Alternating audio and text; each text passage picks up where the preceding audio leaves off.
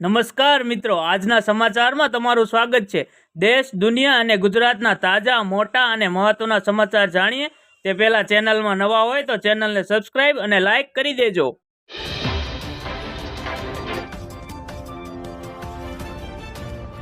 આગળના મહત્વના સમાચારની વાત કરીએ તો હવામાન નિષ્ણાત અંબાલાલ પટેલે નવી આગાહી કરી છે, જેમાં કહેવામાં આવ્યું છે કે 25 અને 26માં વાદળવાયુ આવશે અને 28-29 તારીખમાં વેસ્ટર્ન ડિસ્ટર્બન્સ આવશે, જેની અસર છેક માર્ચ મહિના સુધી રહેવાની શક્યતા રહેશે। માર્ચના પ્રથમ સપ્તાહથી જ હવામાનમાં પલટો આવશે। ઠંડા અને ગરમ પવનો ભટકાતા કરા પડવાની શક્યતા હોય છે। આગળના મહત્વના સમાચારની વાત કરીએ તો હવે દેશમાં નવું વીજળી કનેક્શન મેળવવા માટે તમારે વધુ રાહ જોવી નહીં પડે। વીજળી મંત્રાલયે કનેક્શન આપવા માટે નિર્ધારિત દિવસોની સંખ્યામાં ઘટાડો કર્યો છે। હવે તે મેટ્રોપોલિટન વિસ્તારમાં 3 દિવસ, મ્યુનિસિપલ વિસ્તારમાં 7 દિવસ અને ગ્રામીણ વિસ્તારોમાં 15 દિવસમાં ઉપલબ્ધ થશે।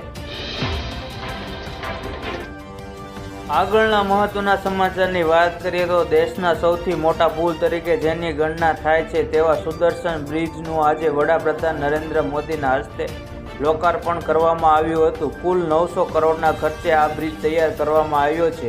બેટ દ્વારકા જવા માટે અગાઉ દરિયાઈ માર્ગે બોટનો ઉપયોગ થતો હતો, પરંતુ હવેથી અંદાજિત 2.5 કિલોમીટરનો સિગ્નેચર બ્રિજ બનતા વાહનોથી કે ચાલીને બેટ દ્વારકા જઈ શકાશે ને પીએમ મોદીએ બેટ દ્વારકામાં કરી પૂજા અર્ચના અને સુદર્શન સેતુનું કર્યું લોકાર્પણ।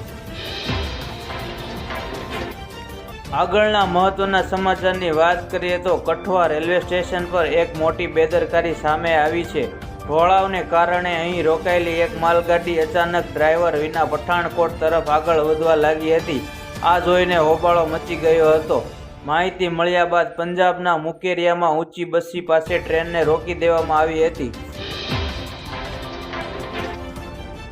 આગળના મહત્વના સમાચારની વાત કરીએ તો દેશમાં એપ્રિલ અને મે મહિનામાં લોકસભાની ચૂંટણી યોજાવાની શક્યતા છે। આ પહેલા કેન્દ્ર સરકાર સરકારી કર્મચારીઓને સારા સમાચાર આપી શકે છે, પોતાના પગારમાં વધારાની જાહેરાત કરી શકે છે। મીડિયા રિપોર્ટ્સ અનુસાર કેન્દ્ર સરકાર માર્ચ મહિનામાં સરકારી કર્મચારીઓ માટે મોંઘવારી ભથ્થાના 4% વધારો કરી શકે છે।